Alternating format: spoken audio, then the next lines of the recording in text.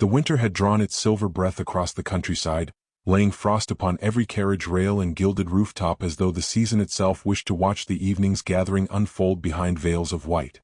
Light poured like honey from the towering windows of the Marchioness of Havering's ballroom, where 100 candles glittered from chandeliers of cut glass, and the polished floor shone like still water beneath the soft swirl of waltzing guests. The night was alive with perfume, silk, murmured intrigues, and the tinkling laughter of those who believed themselves safe from judgment. She stepped through the entrance just as the orchestra swelled. The young woman wore a gown the color of pearl gray mist, its fabric simple in comparison to the jeweled splendor of gowns around her. Yet it was the veil, soft, sheer, falling from the small silver comb pinned in her dark hair, that halted every motion in the room. A hush traveled like a breeze along the walls. Fans paused mid-flutter. A startled gasp broke somewhere near the refreshment tables. It was as though a ghost had walked into a festival. Whispers spread with a speed that would have startled even their speakers, had they noticed they spoke. I heard her father squandered everything at cards. No, he forged another man's signature. That is why the estate was seized. Surely she would not show her face if not deformed. Perhaps the veil is mercy for us. Each remark struck her like thrown stones, though her spine remained straight, her chin aligned with quiet dignity. She moved with hesitant grace along the perimeter of the room, hands clasped before her, as if afraid her very breath might call more attention. In truth, she had debated coming at all. She had listened to her guardian insist that society must be faced eventually, and she had agreed, though privately she wished she had not. The veil did not hide her shame. It only softened its reflection from others. Near the staircase, the Duchess of Renford observed her with narrowed eyes, a tall woman, regal in posture, known for a kind of charity that served only her pride. Her lips curved in a smile that never approached kindness. "My dear," the Duchess said loudly, turning to her circle of admirers, "one must admire her courage. To appear here of all places after such circumstances. Though I suppose some are born without the sense to avoid spectacle." There came a ripple of laughter. Soft, polite, devastating. The heroine lowered her gaze to the marble beneath her slippered feet. She did not answer. Silence, she had learned, was her only shield. But the silence in the ballroom shifted in an instant when the great doors opened once more. The announcement rang clear. His Grace, the Duke of Hallandshire. Heads turned. Fans fluttered. The music softened, as though even the orchestra lowered its voice for him. He entered with the unhurried confidence of a man accustomed to rooms rearranging themselves around his presence. Tall, shoulders broad beneath a coat of midnight black, his dark hair brushed back to reveal features carved with quiet command. There was no vanity in his appearance, only a solemn elegance as though he belonged more to portraits than to people. His eyes, gray as storm clouds, surveyed the gathering before him, not with arrogance but with awareness. Rumor followed him like a low tide, of a fiancé lost to illness, of years spent abroad, of a heart too carefully guarded to ever be offered again. A man carved of grief and restraint. Yet it was toward her, the girl in the veil, that his attention settled. Not as the others looked at her. Not with disdain, pity, or curiosity sharpened into harm. His gaze held only quiet recognition, as if he were accustomed to moving through rooms where cruelty passed unnoticed, and he noticed. He did not approach at once. He merely watched, long enough for the Duchess of Renford to notice his interest and pale, ever so slightly. The music resumed. Couples spun. Laughter returned, fragile and artificial. She remained near the far edge of the ballroom like a painted figure, meant to be looked at, judged, but not joined. Then he stepped toward her. Conversation faltered. The Duchess tensed. Several matrons leaned forward at once, as if their spines had been pulled by the same string. He crossed the floor with unhurried precision, offering not the slightest sign that he understood the attention that followed him like a cape. He stopped before the veiled young woman. "Good evening," he said, his voice low, measured, entirely devoid of condescension. She lifted her eyes to him, though faintly, as though fearing the weight of being seen. "My lord," she murmured. "May I ask," he continued, not announcing himself further nor embellishing his importance, "whether you would do me the honor of a dance?" The ballroom stilled. Even the candles seemed to hold their breath. No one refused the Duke. Yet choosing her, the whispered about girl in the veil, was a declaration louder than any speech. The Duchess of Renford's fan snapped shut in sharp disapproval. Her heart beat too quickly. She could feel stares pressing upon her, sharp as needles. To accept meant becoming the epicenter of every whisper. To refuse meant confirming her shame. For a moment she could not speak. The Duke did not withdraw his hand. He only waited. There was patience there, genuine patience rare as warmth in winter. She placed her gloved hand lightly in his. A tremor moved through the crowd. They walked together onto the polished floor. The world around them became the hush of strings, the gentle guidance of his hand at her waist, the measured steps of the waltz. She did not look up at him, but she felt the steadiness in his movements, as though he carried not only her but the space around them. When he spoke, it was quiet enough that only she could hear. "You are not unseen," he said. "Only unspoken to." Her breath wavered. "I am accustomed to silence, Your Grace." "There is silence," he replied, guiding her turn beneath his arm, "and there is erasure. One should never be mistaken for the other." She dared a glance upward. His expression held no pity, only a somber understanding, as though grief recognized grief across a crowded room. When the dance ended, he released her gently, bowing with an elegance that felt intimate rather than formal. And then, from his wrist, he slipped a narrow band of midnight blue ribbon and placed it into her palm. No words. No explanation. Only a token, offered as though it were something sacred. The whispers returned, louder, sharper, like winter wind against stone. But she held the ribbon as though it warmed her hands. The Duchess of Renford watched from across the room, eyes dark with calculation. The night had changed and everyone knew it. The music resumed as though nothing remarkable had occurred, yet the air was different, vibrant, charged, straining to contain what had just transpired. Every corner of the ballroom buzzed with whispers about the veiled young woman and the Duke of Hallandshire.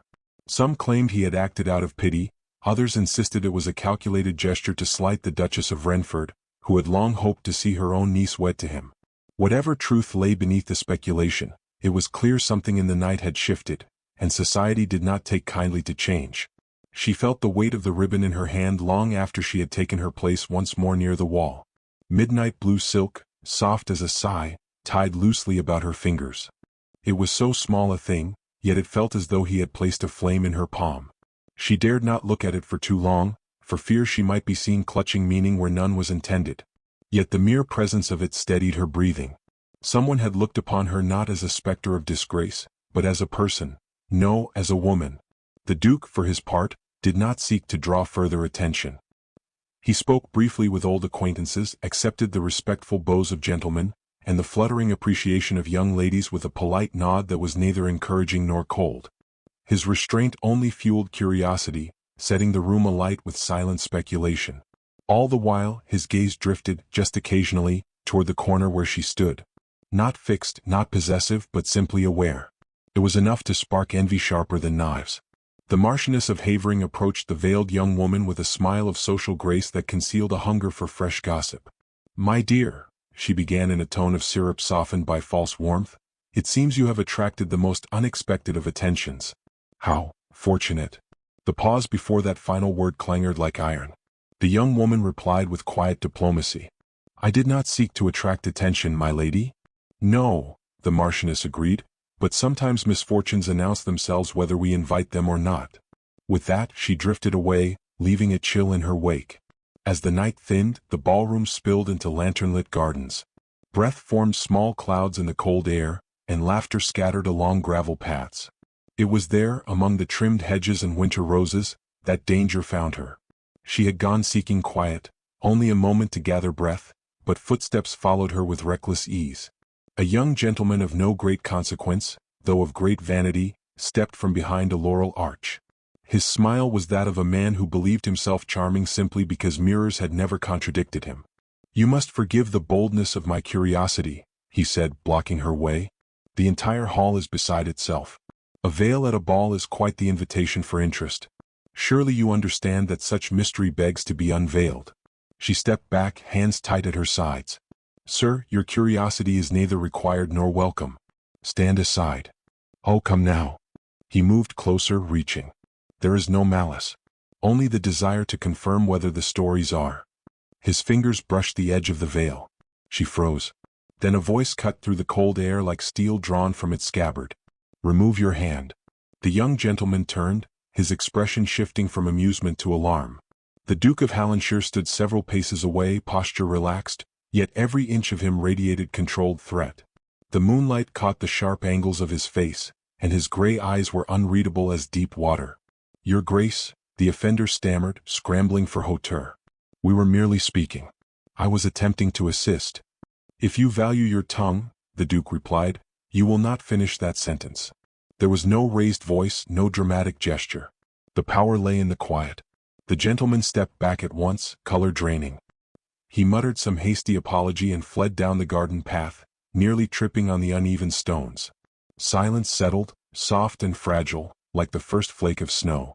The Duke turned to her, not hurriedly but with a gentleness that felt deliberate. "Are you hurt?" "No," she whispered, though her heart still hammered. "Only startled." He studied her for a moment. "Not the veil. Not the whispers. People speak carelessly when they have never carried grief," he said. "They forget how heavy it is." She looked down at the ribbon still wound around her fingers. "I have grown used to it." "I hope," he replied, "you do not mean to stay so." The garden was quiet except for the rustle of dormant branches. A lantern flickered between them, its flame wavering as though uncertain of the wind. He reached, not for her veil, not for her hand, but for the ribbon. His fingers brushed hers lightly as he adjusted the knot she had tied to keep it secure. The gesture was small, yet it felt like the rewriting of something inside her, something worn thin. "You returned it to me," she murmured, unsure why she spoke at all. "I did not give it to be returned," he answered. "Only kept." His touch fell away. The warmth lingered. Voices from the ballroom drifted faintly into the night. If they returned inside together, the scandal would double. If she went alone, the gossip would still grow. The Duchess of Renford would ensure it. She knew what awaited her tomorrow, her name spoken on lips that had never known her, her family's tragedy revived as entertainment, her presence at the ball recast as presumption. But for the first time the prospect did not feel like drowning. She looked at him through the veil. "Why do you speak to me as though I were not already ruined?" His expression softened by the smallest degree, something like sorrow, something like recognition. "Because I have known ruin," he said. A single breath shared. And then, footsteps, hurried and distant. Someone approaching from the ballroom. The moment broke, gentle as glass. She dipped her head, both in gratitude and in retreat, stepping back toward the lighted hall. He did not call her back. But his voice followed nevertheless, quiet enough that only she heard. "When you are ready, I will listen." The rain came softly the next afternoon, veiling the Marchioness's estate beneath a curtain of pale silver light. The ballroom that had glittered with cruel laughter now stood quiet, its chandeliers dimmed, its parquet floors empty save for the echo of the night before. The world outside smelled of wet earth and the faint sweetness of winter roses, their petals trembling beneath beads of rain. She walked slowly down the corridor, led by a footman who spoke little and looked even less. Her hands were clasped, but she did not twist them. If she had learned anything in the years of whispers and doorways closing before she ever reached them, it was to stand with stillness when the heart threatened to falter. The veil rested around her face with familiar weight, soft as breath, heavy as memory. The music room awaited her. Its high windows gathered the gray light from the garden. Dust motes danced in the air like fading notes of a song. A harp stood silent. A pianoforte waited untouched. The hush in the room felt sacred, as though sound itself dared not intrude. He was there, standing near the window, one hand resting lightly along the carved back of a chair. The Duke of Hallandshire turned when the door closed behind her. He inclined his head, no more, no less. Not a bow for a room full of spectators. Simply a greeting meant for one. "Thank you for agreeing to speak with me," he said, his voice low enough to blend with the gentle patter of rain. "I came," she replied softly, "because you asked without demanding." He gestured, not toward a seat, not toward himself, but simply toward the quiet of the room, offering her the freedom to stand wherever she felt least exposed. She chose a place beside the harp, where the soft curves of the instrument shielded her from the directness of his gaze. For a moment neither spoke. It was he who broke the silence, not with inquiry but with understanding. "You need not tell me anything you do not wish to," he said. "Silence is not always a refusal. Sometimes it is protection." Her breath slipped unsteady from her lungs. Protection. A word seldom afforded to her. She touched the veil where it draped along her cheek. Her voice, when it came, was a fragile thing but steady in its will. "They believe I wear this because I am ashamed of my face." She paused, eyes fixed upon the rain-traced window. But shame is not something one can hide behind fabric. It follows no matter the covering. His gaze remained quiet, receptive. "My mother," she continued, was once as welcomed in these halls as any lady could hope to be. She had beauty that made poetry seem redundant, so gentle a manner that even the most aloof softened in her presence. She loved my father beyond wisdom. Her voice trembled only then briefly. And he, at first, loved her just as fiercely. She folded her hands before her, the ribbon he had given her wound carefully between her fingers. But grief changes a man. My father lost someone dear, his brother, and sought solace not in prayer or company, but in cards and wagers and the bottom of decanters. His debts became chains and his desperation made him reckless. When he forged another man's signature, the kindest part of the scandal was that the truth did not need to be proven. Whispers were enough to destroy us. He listened without interruption, his own stillness offering space rather than distance. My mother tried to shield me from it all, she said. She wore her dignity like armor until her health gave way. And when she passed, I could not bear for the world to stare at the daughter of tragedy and call it entertainment. So I placed a veil between myself and their curiosity. Not to hide my face, but to suggest that I wished not to be examined. The room was quiet again. Only the rain answered, tapping its soft rhythm upon the panes. He stepped closer, but not so close as to crowd her. Only enough that his presence could be felt, warm and human, steady as a held breath. "You have carried your sorrow alone?" he said. She nodded. "It is easier than asking anyone to share it," she murmured. "Grief given to another becomes burden."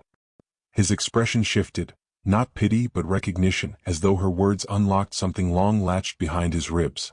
"My fiancé," he said softly, "once told me sorrow is not diminished by dividing it. It is transformed."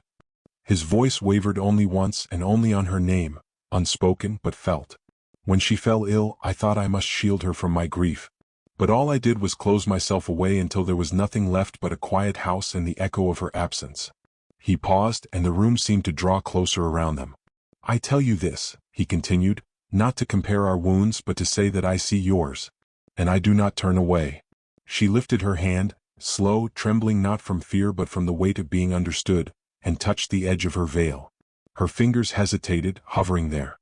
She had never lifted it for anyone since the day her mother was lowered into the earth.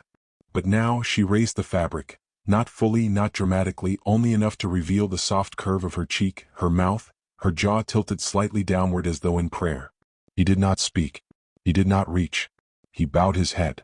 Not to her sorrow, nor to her secrecy, but to her courage. The veil fell back into place, settling like a sigh. For a long moment they stood with the rain between them and the rest of the world. When she finally spoke, her voice carried a quiet strength. "You asked to hear the truth," she said. "Now you have it." "And I am honored," he replied. The word honored settled in her like warmth after a long winter. She turned to leave, but he spoke one last time, not command, not plea, only promise. "If the world has wronged you," he said, "allow me to stand beside you when we face it." Her breath caught, not in fear but in something that felt like the first pale light before dawn. She did not answer. But she did not refuse. The storm of rumor broke with a swiftness that left no room for breath. By dawn, the midnight blue ribbon had become a symbol for every whisper in the city, passed hand to hand in parlors scented with lavender and sharp curiosity. Some claimed the Duke had given it in jest. Others insisted it was proof of a secret understanding, a clandestine romance formed from pity rather than passion. Those who envied her called it manipulation. Those who envied him called it madness. Invitations began to shift. Some were sent but rescinded by afternoon.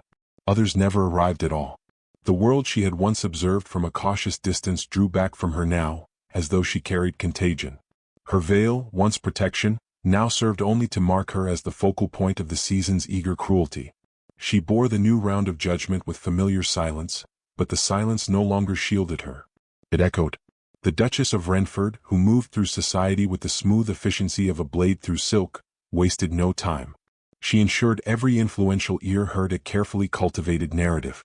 She ensnared sympathy, the Duchess murmured to a cluster of nobles in the tea-room of the Assembly Hall, fanning herself with cheerful indifference. Her sorrow is a performance. A talent really. One cannot fault her for using what tools she possesses. It is said she has debts, someone added. It is said her family took advantage of many, another echoed. It is said. Only whispers. Only echoes. Yet echoes, when repeated often enough, can drown out truth entirely. When the Duchess arranged an evening reception at her townhouse, she ensured invitations found their way to those who would delight in spectacle. The heroine's guardian, unaware of the trap, insisted they attend, arguing that absence would grant credence to every whisper. And so, on an evening bathed in the pale glow of lantern light and the faint scent of orange blossoms, she stepped into the lion's den. The hall was warm, but the reception was cold. Eyes watched her as though she carried frost upon her hem. Even the orchestra seemed to play more softly when she passed. Conversation stiffened, smiles sharpened. The Duchess greeted her with a benevolent air so polished it gleamed. "My dear, I am so pleased you came," she said, placing a gloved hand gently upon the heroine's arm. "I had feared recent circumstances might make you withdraw. Courage suits you." The heroine inclined her head, not in submission but in refusal to participate in the game. "Circumstance does not determine where I may stand," she replied. The Duchess's smile tightened. "Indeed." The murmurs swelled like rising water. Then, as though the gathering itself leaned toward climax, the Duchess lifted a folded document from a nearby table, one so seemingly unremarkable yet so perfectly positioned it could not have been accidental. "Of course," the Duchess continued, voice carrying effortlessly, "we must all be cautious when offering trust. Some families have unfortunate histories of deception. Signatures misunderstood. Estates mismanaged. Confidence misplaced. It would be tragic to repeat such patterns." She presented the folded paper to the crowd. "Evidence of course exists." The heroine recognized the document immediately. A copy of the forged signature, her father's ruin reproduced now as entertainment. The room seemed to sway. Heat pulsed behind her eyes, though her body remained still. Breath was difficult, but silence held. The Duchess smiled, a final triumphant curve of lips, ready to release the blow that would destroy what remained of the girl's dignity. But the Duke's voice intervened, cutting cleanly through the air like a blade drawn in a cathedral. "That is enough."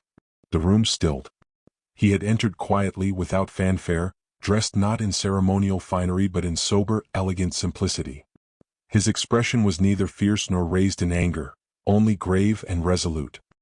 He walked past the rows of watching faces, stopping beside the heroine, not shielding her but standing with her. "If this gathering seeks entertainment," he said, addressing the room with calm authority, "then perhaps it should begin by examining its own taste." The Duchess lifted her chin. "Your Grace, You merely sought to humiliate a woman who has committed no offense beyond enduring tragedy in the public eye," he replied. "If there is scandal here, it is not hers." A murmur rippled, shock and fascination threaded tightly together. "You misunderstand," the Duchess began. "No," he said quietly. "I understand perfectly." His gaze turned to the assembled crowd, gentlemen with stiff collars hiding frailty of conscience, ladies shimmering in jewels that masked sharpened ambition. "You speak of honor," he continued, "yet you wield cruelty with ease. You speak of propriety, yet you gather to tear a single heart for sport. If this is society, I will not bend to it." His declaration was seismic. The Duchess's fan trembled once before stilling completely. The room watched, caught between awe and outrage. Then, with a clarity that left no breath in the room untouched, he spoke again, this time to her. "I intend to court you. Properly. Publicly. Not as rescue nor obligation but as my choosing." Gasps flared like sparking embers. Her hand tightened around the ribbon at her wrist, the world narrowing to the sound of her heartbeat and the weight of every gaze upon them. The Duchess recovered her poise with icy composure. "You are certain, Your Grace, that this is the course you wish to pursue?" "I am," he said simply. There was no grand gesture, no dramatic flourish, only truth spoken without tremor. Society erupted, softly like fire through dry fields. She stood silent, not speechless, but overwhelmed by the stunning relief of being chosen in a world that had only ever chosen to discard her. Yet she knew, as the Duchess's gaze hardened to polished steel, that this declaration would not go unanswered. Her world had been defended, but at a cost not yet tallied. The ruin was not over. The battle had only just begun. Snow had fallen in the night, quieting the city beneath a white hush that softened rooftops and muffled carriage wheels. Dawn brought no peace with it. Word of the Duke's declaration had ignited every parlor, every drawing room, every street corner. The morning scandal sheet spoke of nothing else. Some praised the boldness. Many condemned it. But all agreed on one thing: society would not remain unchanged. She felt the weight of that truth as she stood at her window, watching snow gather on the bare branches of the garden trees. The veil lay beside her on the table, folded neatly, no longer a shield, yet not discarded. She had slept little. Her thoughts ran in quiet circles, pressing, turning, breathing, fearing. The Duke had chosen her. Publicly. Irrevocably. That choice would cost him. And she, who had already lost too much, could not bear to see someone lose on her behalf. When the messenger arrived, it was not with flowers or apology, but with a message of gravity. The Duchess of Renford has called a gathering. At noon. Attendance expected. There was no invitation. It was a summons. The Duchess had not been defeated. She had only been forced to change the battlefield. Her guardian urged her to remain home to avoid further injury, but she could feel something stirring deeper than fear. The veil had always been a shield, yet shields were meant to protect, not confine. So she went, stepping once more into the world that had tried its best to break her. The Duchess's drawing room was warm, glowing with firelight and scented with orange peel and cloves. Yet the warmth was a lie. Conversation stilled the moment she entered.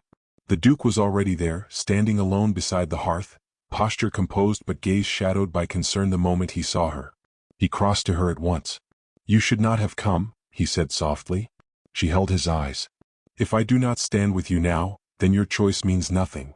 Something in his expression eased, though the tension in his shoulders remained. The Duchess observed them with the poise of a queen surveying a battlefield she believed she already controlled. Her smile was precise, thin, polished, merciless. "Since you have both graced us," she said, her voice gliding across the room like a blade disguised as silk, "we shall speak plainly." She gestured toward a table where documents lay arranged in careful order. "The matter, Your Grace, is reputation. Influence. Legacy. Surely you understand that binding yourself to someone whose past is stained would imperil the standing of your house." The heroine stepped forward before he could speak. "My past is not a stain. It is a sorrow. That is all." The Duchess did not look at her. "Your father was a forger. A thief. He was a man who made a desperate, terrible mistake," she answered, voice steady. "But I am not him." The Duchess finally met her gaze. Society does not separate sin from blood. The room watched, silent and hungry. The Duke's voice rang clear, low, unwavering. "Then society must learn." Gasps stirred, soft as wings. The Duchess's eyes sharpened. "And what cost will you pay to teach it? Influence? Allies? Respect? You would gamble your entire standing for a woman who hides from her own reflection." The heroine turned. And slowly, deliberately, she lifted the veil from the table and drew it over her arm. Not to wear, but to hold. "My reflection is mine," she said, voice quiet but carrying through the room. "Not a spectacle. Not a legend. Not a tool for pity or curiosity. I wore the veil so the world would not feed on my grief. Not because I was ashamed, but because I refused to let sorrow become a performance for those who do not feel it." The Duchess opened her mouth, but the heroine continued, the words rising not in force but in truth. "Cruelty is not refinement. Gossip is not judgment. And shame is not inherited. It is chosen, by those who act without humanity." The room did not move. Even the fire seemed to still. The Duchess's composure cracked, but only slightly. "Poetic," she said, though her voice was strained. "Yet it changes nothing." "On the contrary," the Duke said, "it changes everything." He stepped beside the heroine, not shielding her, but standing where their shoulders nearly touched. "You speak of legacy," he said to the Duchess. "Mine will not be written in fear, or convenience, or the approval of those who treat cruelty as culture." The Duchess's fan closed with a soft, final click. "Then you both choose ruin." "No," he answered. "We choose truth."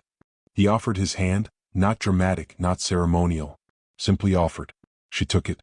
The room erupted, not into noise, but into the stunned silence that follows the collapse of something long believed immovable. They left the Duchess's house together, stepping into the snowfall that drifted from the gray sky in soft, luminescent flakes. The street was quiet, the world muted by winter's hush. In the garden of the Marchioness's estate, the snow lay untouched and shivering under the pale light. There, among the winter roses, he turned to her. "You need not wear the veil again," he said. She held the veil in her hands, feeling neither fear nor trembling, only stillness. "I know," she whispered. And he knelt, not in spectacle, not in pleading, but in reverence, lifting the veil from her hands and letting it fall gently into the snow. The world did not break. It simply breathed. She touched his cheek and he rose. Love, unhidden now, was not a spark, but a quiet, enduring flame, steady, warm against the cold. And the snow continued to fall.